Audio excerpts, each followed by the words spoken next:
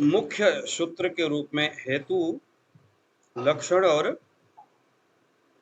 औषध, इसको नोट करना है। तो इसको हमने देखा और कल अलग अलग संदर्भ में चरक सुश्रुत और काश्यप संहिता के आधार पर कौन कौन से ऋषि मुनि वंश परंपरागत आगे बढ़े।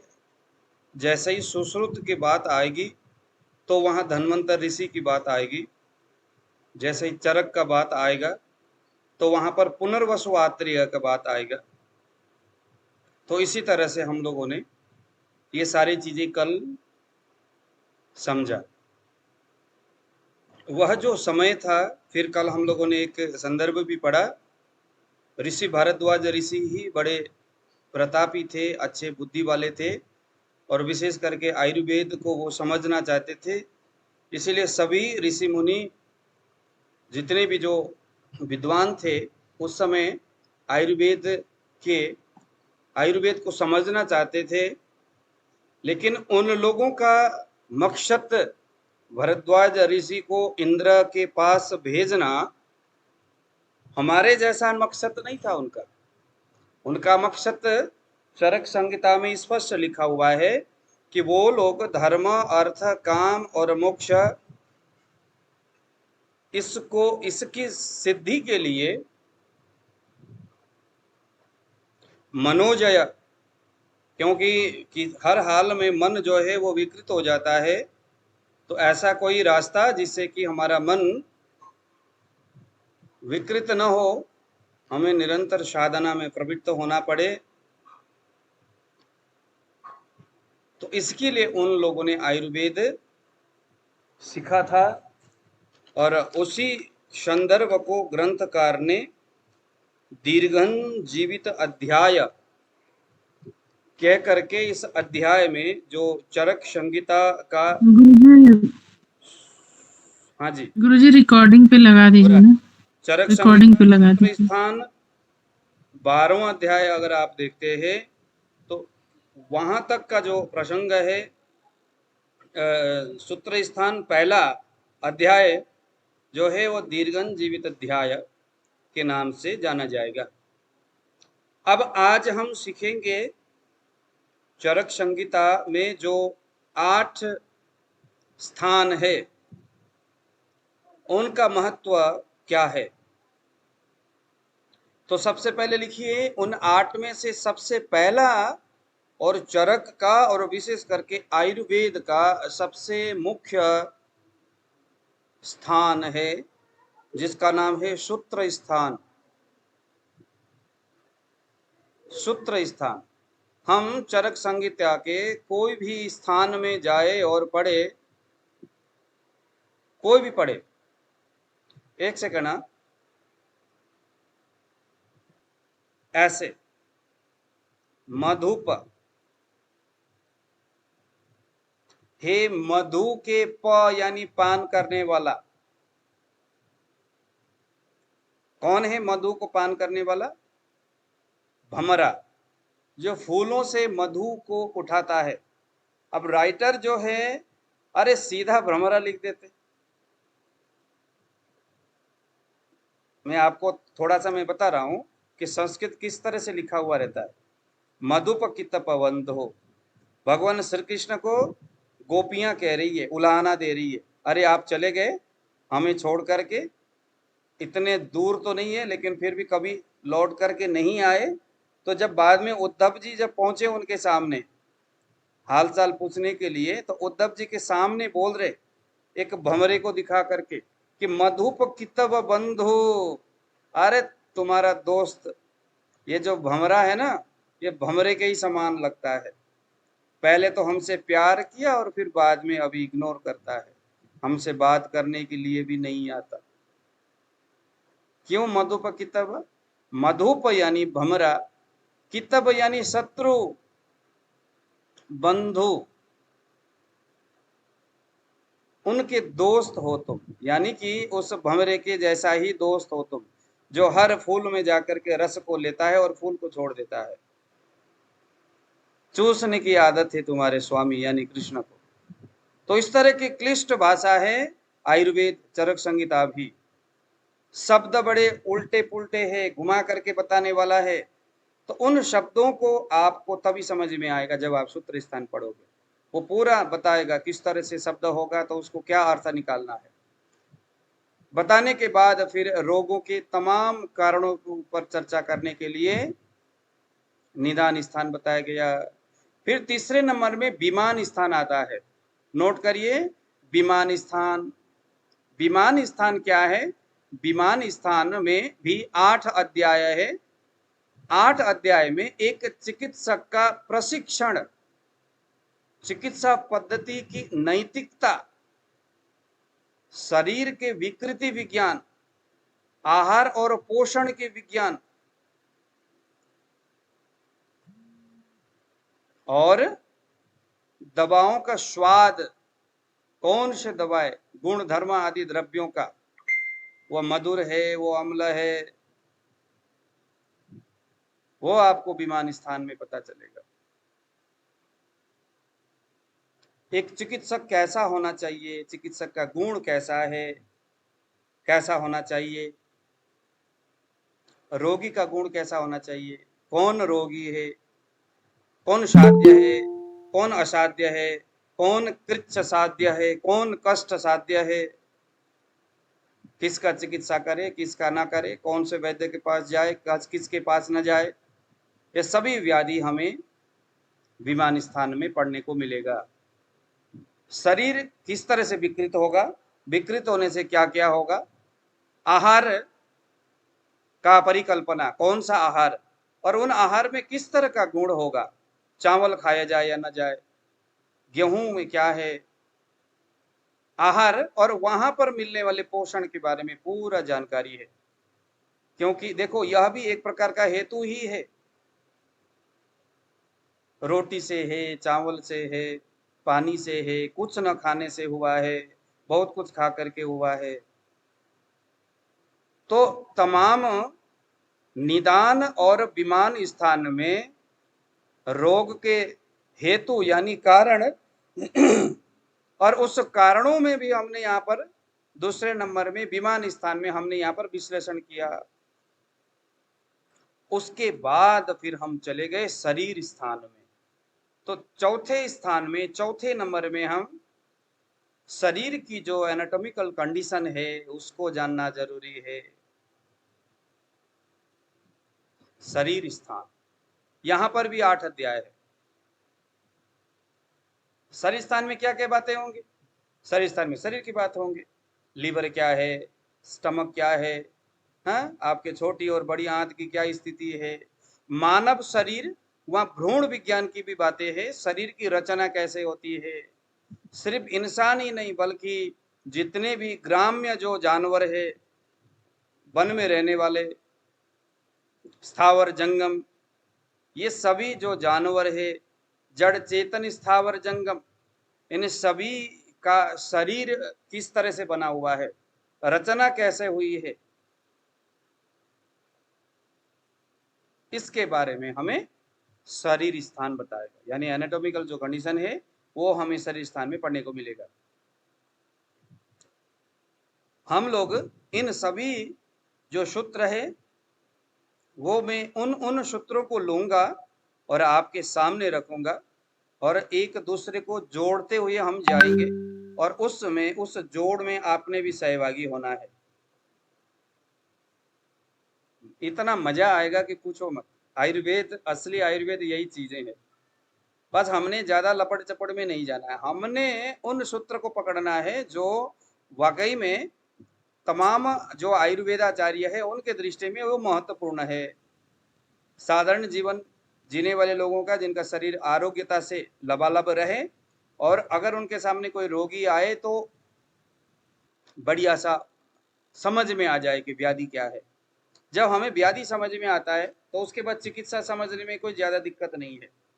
फिर तो आप पानी पिला करके भी कैंसर ठीक कर सकते हो, लेकिन बशर्ते इतनी सी बात है कि पानी पिला करके ठीक होने वाला कैंसर है या नहीं, इसको जानने के लिए हमें सूत्र स्थान, निदान स्थान, शरीर स्थान, और उसके बाद अब 5वें नंबर में आएगा इंद्रिय स्थान।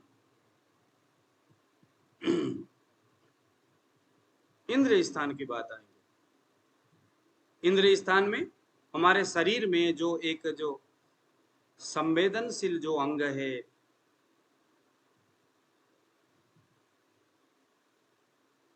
है ना, इंद्रियों की बातें है, उपक्रम की बातें है, उसके आधार से जो रोग और उसका निदान होता है, इंद्रियों के संबंध और संदर्भ से, प्रसंग से, क्या आंख ने किसी चीज को देखा और देखने से व्याधि हुआ? क्या स्वाद के लोलुप होकर के व्याधि हुआ? क्या इंद्रियों के किसी उपक्रम के वजह से व्याधि हुआ? उसके लक्षण क्या क्या होगा? अगर जीव है, कोई भी जो इंद्रिय उपक्रम है, उसके संदर्भ में उसके लक्षण क्या क्या है, उसके आधार पर चिकित्सा करने के लिए एक जो दिशा निर्देशन देगा वो इंद्रिय स्थान देगा।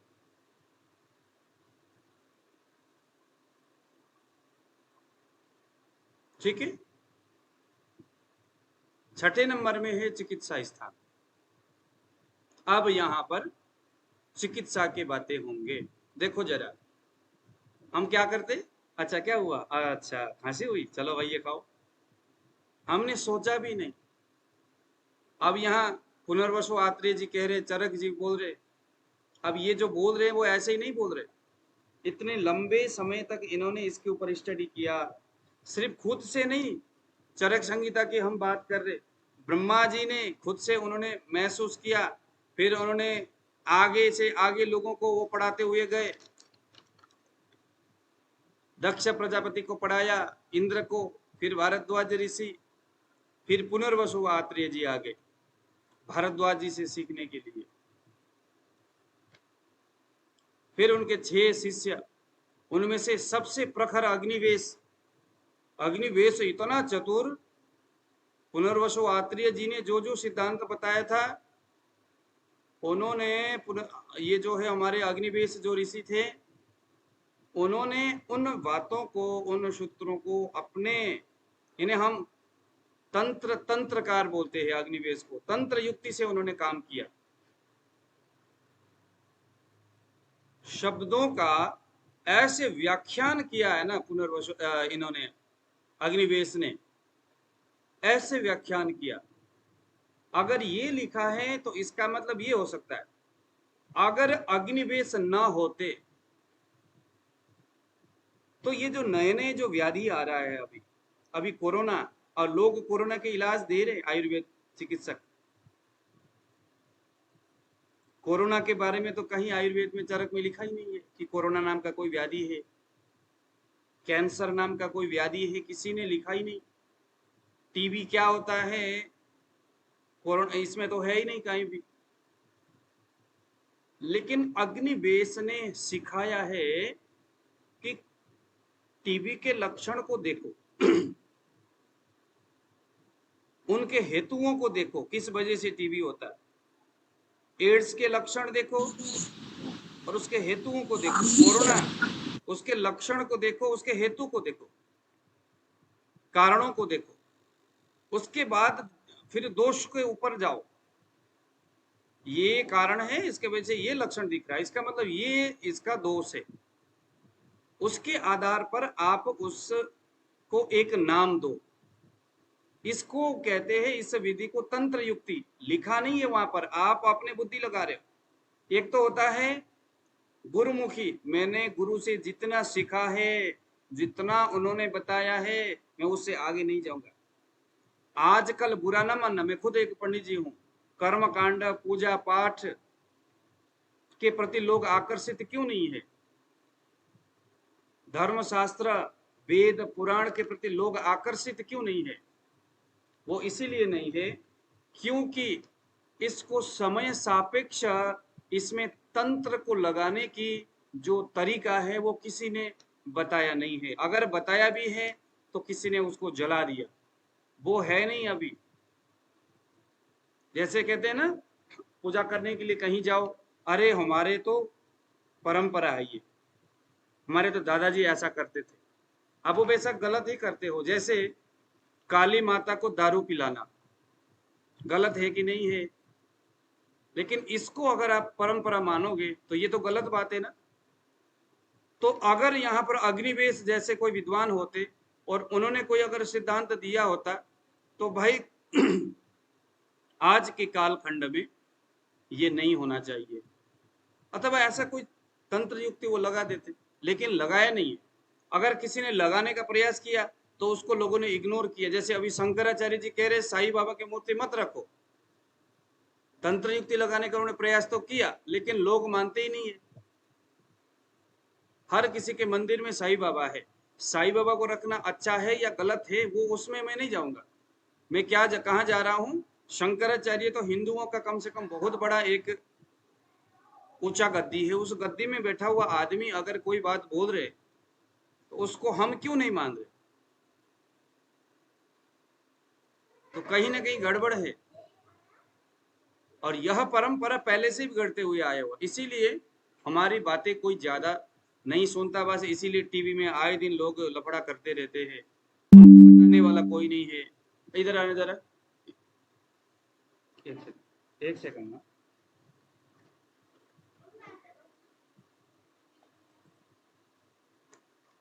हो गया बेटा, हो गया।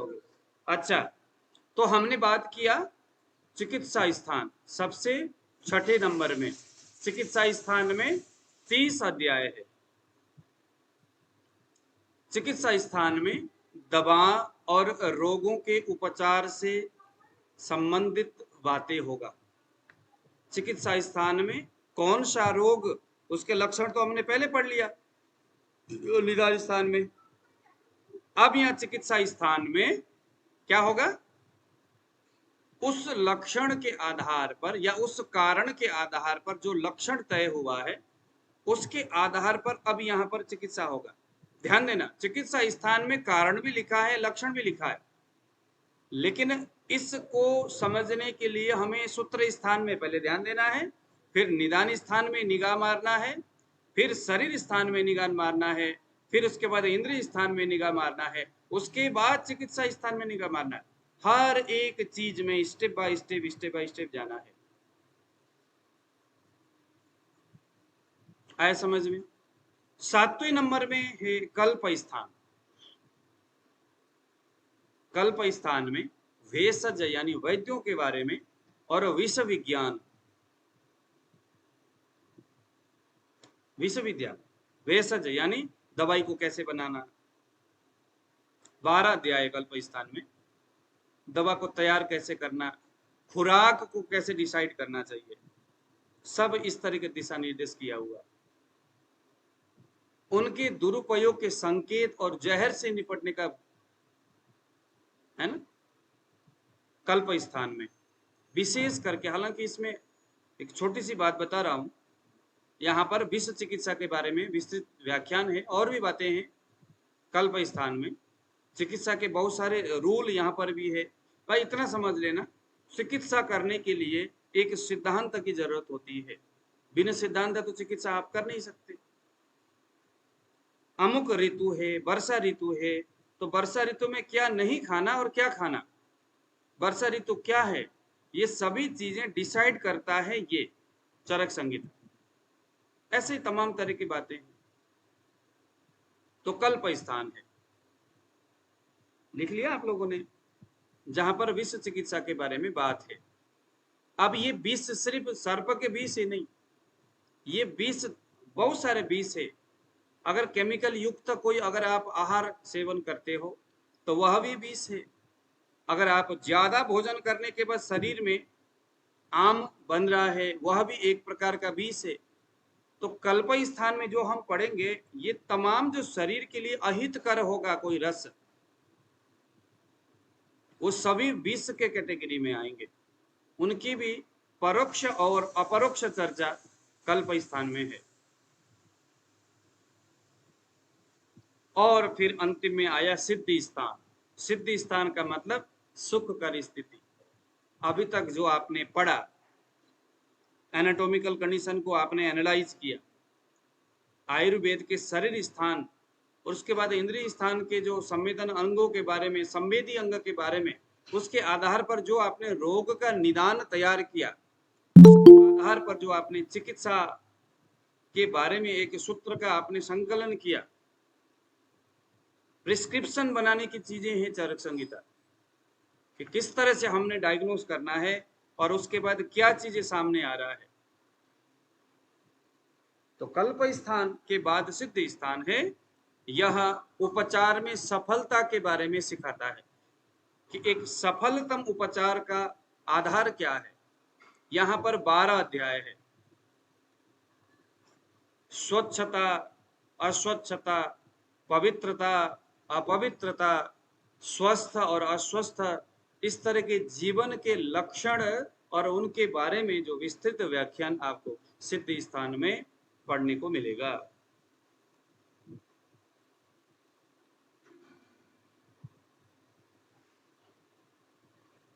ठीक है। अब इसके बाद हम चरक संहिता, आपके पास चरक संहिता है कि नहीं? हाँ जी, आप लोगों के पास है चरक संहिता? जी आचार्य जी। जी। अब यस आप सर। जरा चरक संहिता हमारे सुनिए। पास नहीं है सर जी। अच्छा अच्छा, चलो चरक संहिता सूत्र स्थान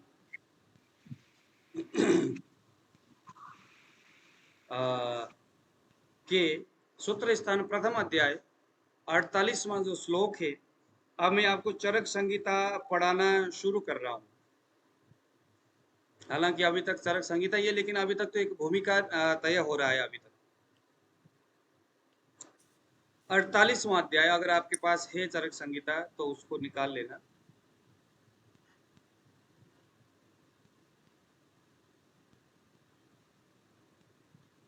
यहां लिखा हुआ है खादिन्यात्मा मन कालो। अब जिनको संस्कृत नहीं आता तो सिर दर्द ना करे, मैं आपको एकदम बढ़िया माखन मिश्री बना करके। आज आप लोग जन्माष्टमी मनाने के लिए गए नहीं? सर इधर आना था ना। आ गए बना के आ गए। चलो हो अभी गया हो नजदीक में गया। जन्माष्टमी, 12 बजे तो जरूर चले जाना। ठाकुर जी तो जो है, happy Janmashtami sir, happy Janmashtami. हाँ। तो यहाँ देखिए जरा, खादिन्यात्मा मन कालो दिशस्स द्रव्य संग्रह। धीरे धीरे बोलूं क्या? इस श्लोक को याद करना है आप लोग ने, रचयिता जी याद करना है। जो मैं कहूं कि श्लोक याद करना है, इसका मतलब श्लोक मतलब इस श्लोक की बातें याद करना है।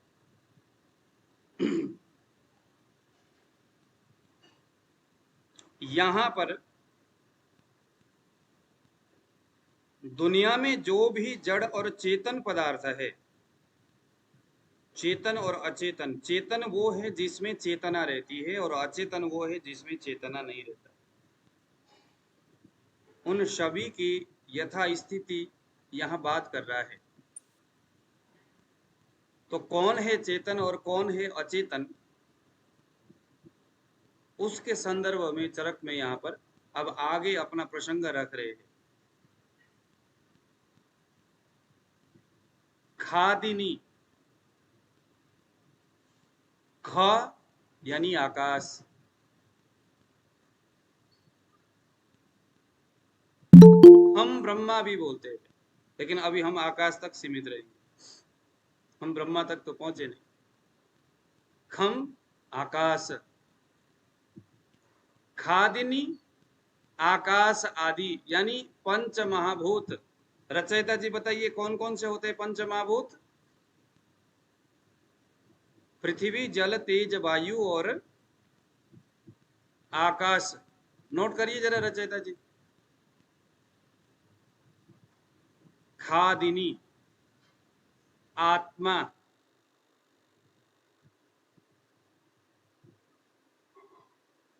मन, कालो काल, दिशास्स या दिशस्स यानी दिशा, द्रव्य संग्रह। अब यह जो श्लोक है, पिछले लंबे समय तक हम इसके ऊपर चर्चा करेंगे। यानी पंच महाभूत, आत्मा, मन, काल यानी समय और दिशा और द्रव्य संग्रह। ये 5 को हम कारण द्रव्य कहेंगे।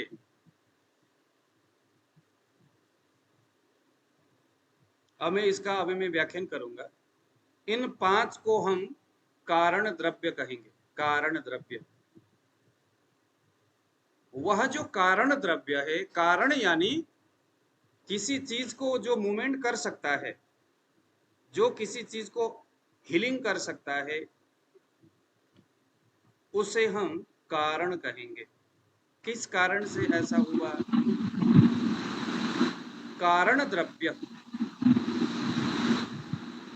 कौन कौन से हैं? पृथ्वी, जल, तेज, वायु, आकाश। इन्हें हमने कहा मन, काल, दिशा और द्रव्य संग्रह। यह 5 कारण द्रव्य है। अब ये जो कारण द्रव्य होते हैं, उनको हम उनको 2 भागों में विभक्त करेंगे। मैंने कहा सूत्र स्थान को समझना बहुत आसान नहीं है। ये बोरिंग वाला ये कॉन्सेप्ट है। सूत्र स्थान बोरिंग है, लेकिन कोई भी जब हम सब्जेक्ट पढ़ते हैं तो पहले बड़ा बोरिंग वाला बोरिंग चीजें आएगी, मन को एकदम दिमाग को चाटने वाला आएगा, जल्दी से समझ में नहीं आती।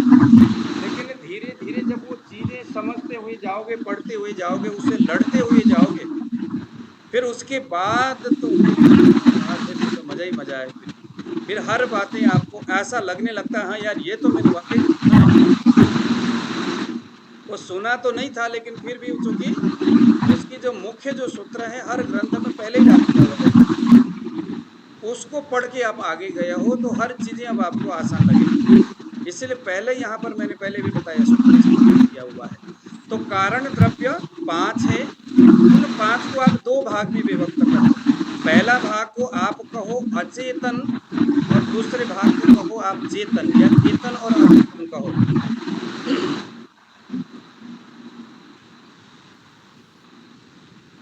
ये कारण द्रव्य।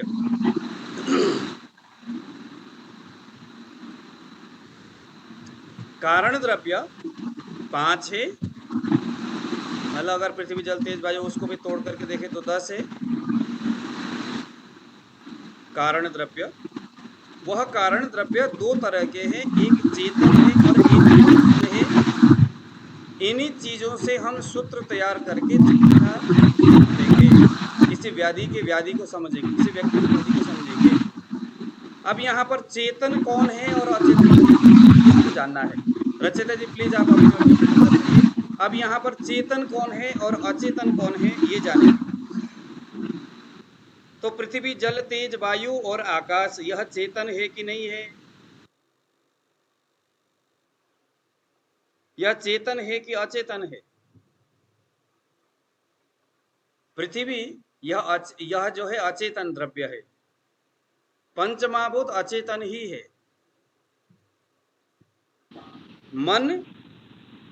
मन चेतन है। मन अचेतन होते हुए भी चेतन है।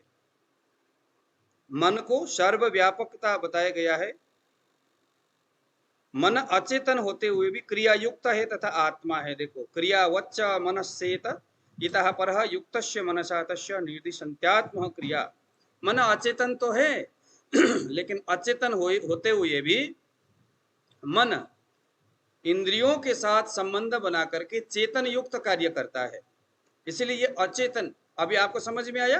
अचेतन वो जो मृत जैसा है, जैसे पत्थर अचेतन है जिसमें चेतना नहीं है, जिसमें चेतना नहीं है वह अचेतन है, जिसमें चेतना है वह चेतन है।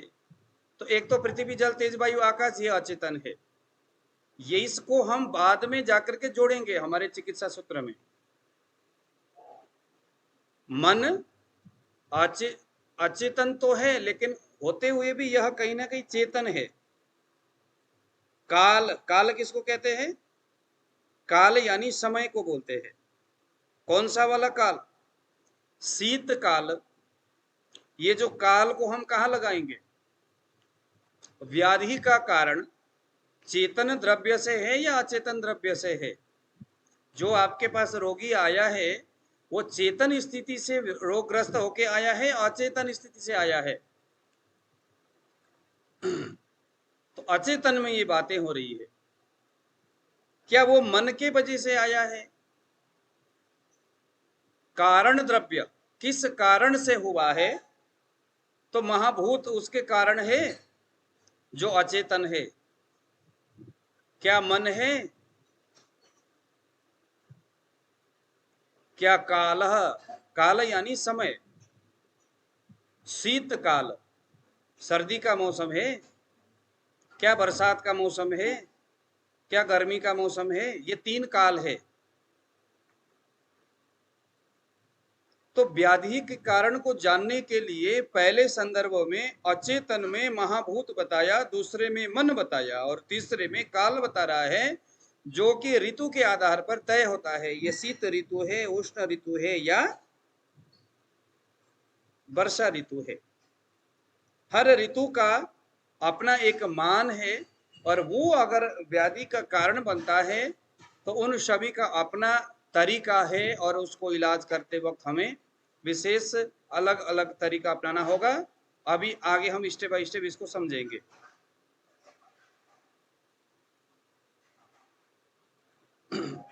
अब आ गया दिशा। दिशस्स दिशा। दिशा भी इस अचेतन जो कारण द्रव्य है उसका मुख्य कारण है। दिशा क्या है? दिशा है पूर्व पश्चिम उत्तर दक्षिण। ये सभी दिशा है। दिशा का संबंध है किस दिशा से? उसके बाद आया द्रव्य संग्रह। द्रव्य संग्रह क्या है? द्रव्य संग्रह विविध प्रकार के जो औषधि है, ये सभी चेतन और अचेतन के संदर्भ में बात हो रहा है। कारण द्रव्य की बातें हो रही है। जो वनस्पति है वो चेतन है या अचेतन है? मुझे कौन बताएगा? राजेश जैन जी, आप बताइए जरा।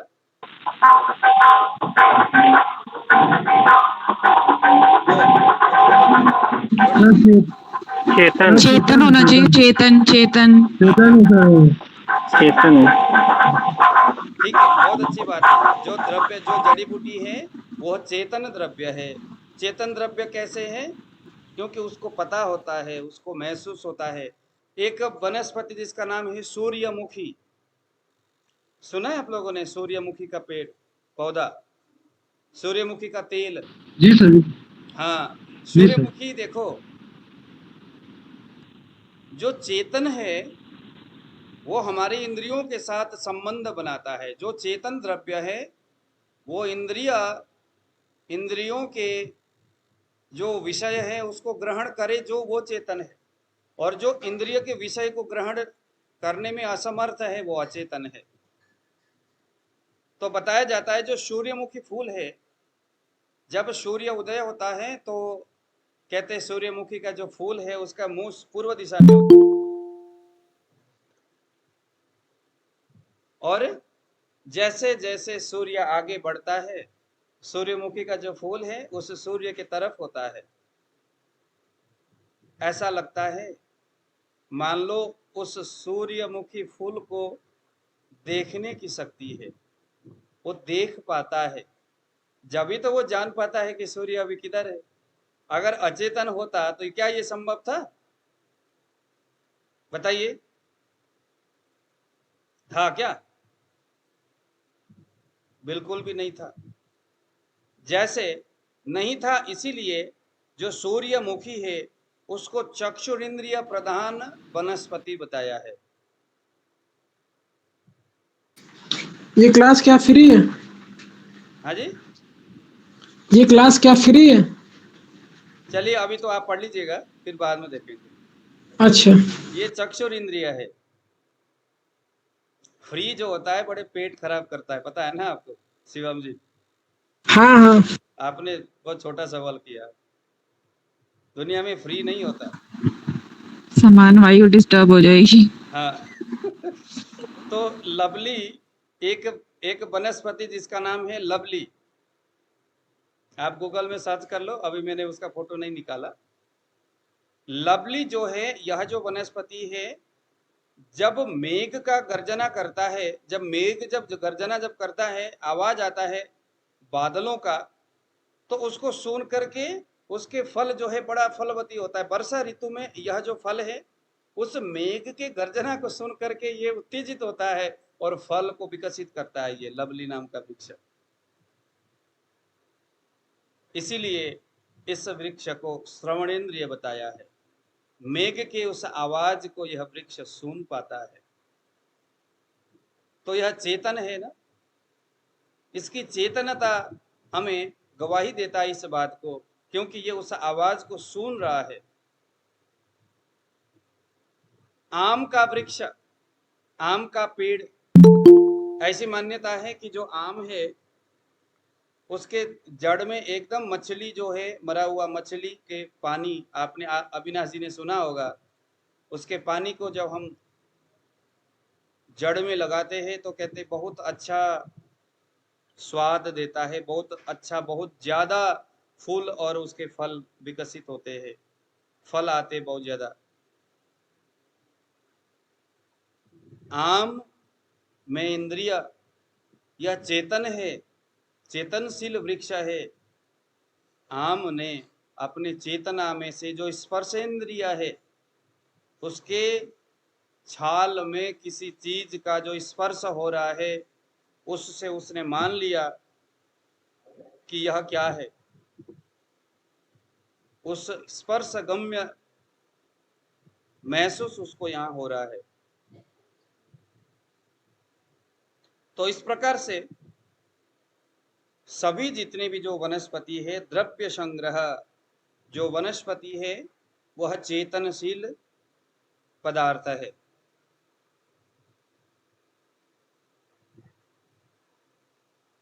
आया समझ में?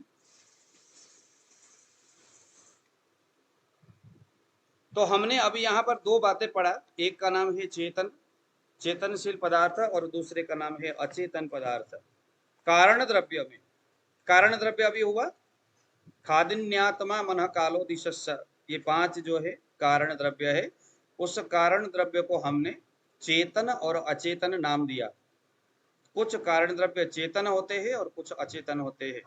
दूसरे नंबर में कार्य द्रव्य,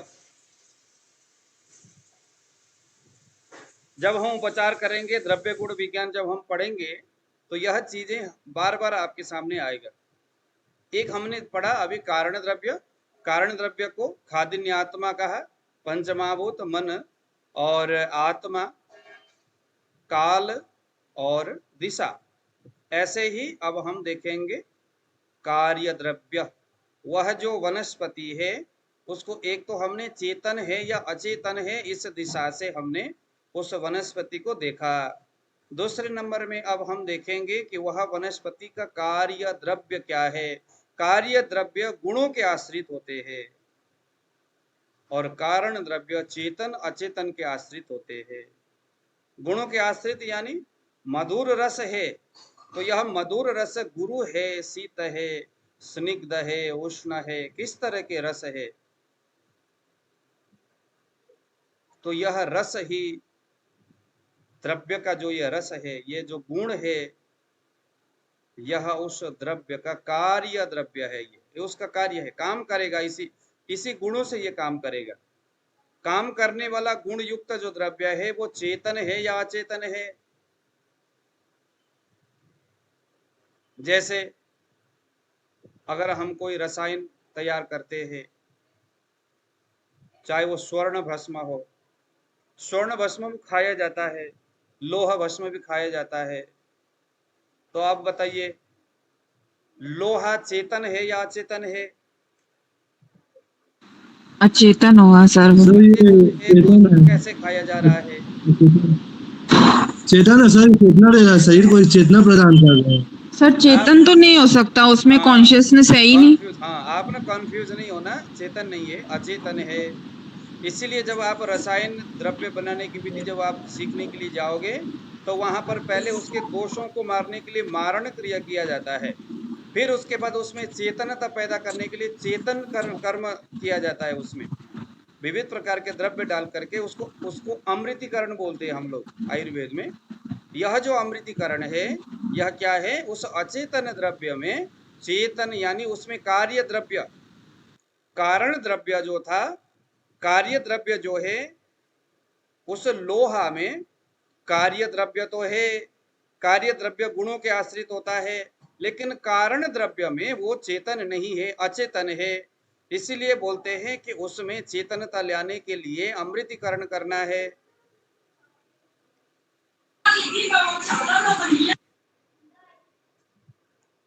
आ रहा है समझ में? अगर हम आयुर्वेद यहां से नहीं पढ़ेंगे तो फिर आयुर्वेद पढ़ने से कोई फायदा नहीं है। द्रव्य अगर अचेतन है तो उसको चेतना दिया जा रहा है आयुर्वेदिक, है ना। जब वो मारण किया जाता है, मारण के बाद फिर जितने भी जो आगे अष्ट संस्कार जो उसका होगा मारण के बाद, वो सारे उस द्रव्य में चेतना देने वाली क्रियाएं हैं। क्योंकि बगैर चेतना कोई भी द्रव्य रसायन कर्म कर नहीं सकता। रसायन कर्म करने के लिए उसमें चेतना का होना जरूरी है। तो जो अचेतन है वह तो है, वो अपने गुणों गुरु जी से कर सकता है, लेकिन उसको कैसे पता चलेगा कि मैंने यह कार्य किडनी में जाके करना है, मैंने ये काम मस्तिष्क में जाके करना है। जैसे पारद है, अचेतन द्रव्य है, तो वहां चेतन द्रव्य मंडूक पर्णी हो गया, ब्राह्मी हो गया, शंख पुष्पी हो गए, सारे चेतन द्रव्य है। और दूसरी क्रियाओं से उसमें अमृतीकरण किया जा रहा है। क्यों? क्योंकि चेतन द्रव्य है ये सारे, और ये सारे मस्तिष्क है, मस्तिष्क को रसायन देना है। तो उसके साथ जब हम स्वर्ण भस्म ऐसे कोई चीजों का भावना देते हैं या उससे खरल करते हैं, कजलीकरण करते हैं, उसके साथ क्या बोलते हैं गंधक के साथ, और उसके संयोग बना करके इन जड़ी बूटियों का प्रयोग करते हैं, तो उसमें चेतनता आ जाती है और वो उसको जहां ले जाना होता है उस जगह में काम करने वाले द्रव्यों से अमृतीकरण किया जा रहा है।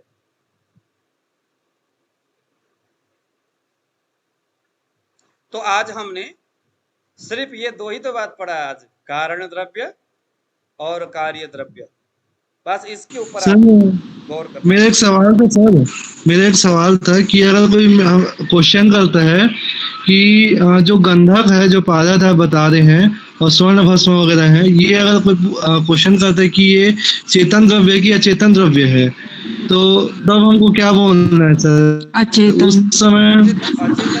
उसका जो नहीं सर, नहीं मैम, नहीं मैम, एक्चुअल में अगर उसका वो हो जा रहा है, संस्कार हो चुका है, हमारे जो बता रहे हैं हमारे संस्कार वगैरह, तो उसको हम क्या मानेंगे उस स्थिति में? वो सामने वाला बोलता है, इसलिए तो प्रथम स्थिति में वो तो अचेतन था ना सर, फिर उसके बाद वो चेतना प्राप्त किया है।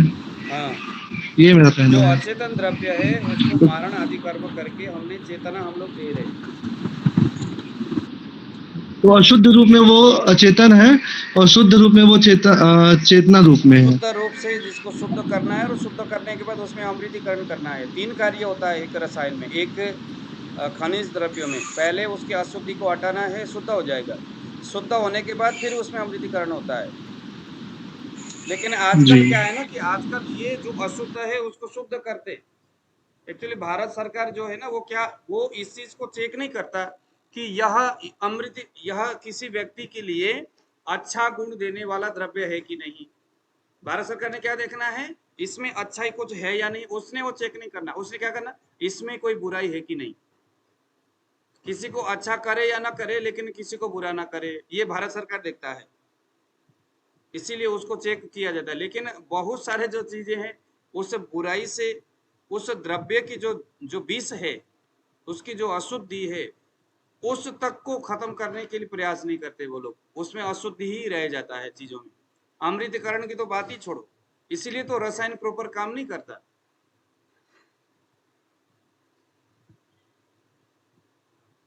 इसीलिए वो रसायन प्रॉपर उस लेवल में काम नहीं करता जिस लेवल में। अब आपको क्या लगता है सूद शेखर कितने पावर का चीज है अगर उसे बढ़िया विधि से बनाया जाए? ये जो रसराज रस है, रसराज रस देते लोगों को कोई फर्क ही नहीं पड़ता। नहीं तो रसराज रस की जो कॉम्बिनेशन है आप देखो, हृदय से जो पीड़ित व्यक्ति, मस्तिष्क से संबंधित व्याधि, एक झटके में वो ठीक कर दे, लेकिन उस विधि से बनता ही नहीं है। और भारत सरकार उसके क्वालिटी को चेक करने के नाम पर क्या करता है, उसमें किसी को दुख देने वाला जहरीला चीज है कि नहीं, बस वही मरकरी, वही लीड आदि, ये जो सारी चीजें देखते हैं वो नहीं है, अच्छा चलो पास। यार मरकरी तो ज्यादातर ऑलमोस्ट सारी आयुर्वेदिक मेडिसिन के अंदर होती ही है। नहीं होती तो है, लेकिन नहीं ऐसा है ना कि उसकी मात्रा की बात है ना, लेकिन बताया जाता है कि जहाँ पर मरकरी हो वहां पर भी नहीं होता, वो चीजें नहीं होनी चाहिए। शुद्ध वातावरण में बना हुआ जो जड़ी बूटी उसमें मरकरी नहीं होता। जो कीचड़ में पनपा हुआ है अशुद्ध तरीका से, ऋतु है ना, जो वनस्पति जिस ऋतु में निकाला जाना चाहिए उसको लगाया जाना चाहिए, रोपणीकरण करना चाहिए, उस समय अगर आप नहीं करते, नहीं निकालते, गलत जगह में से निकालते, तो वहां से फिर वो मरकरी उसके अंदर प्रवेश होता है, उसके अंदर रह जाता है, मतलब शुद्धिकरण उसका नहीं होता प्रॉपर। वातावरण ही ऑटोमेटिकली वनस्पति का शोधन करता है। ये सारी चीजें हम चरक में पढ़ेंगे। तो आज का हमारा इतना ही संदर्भ है।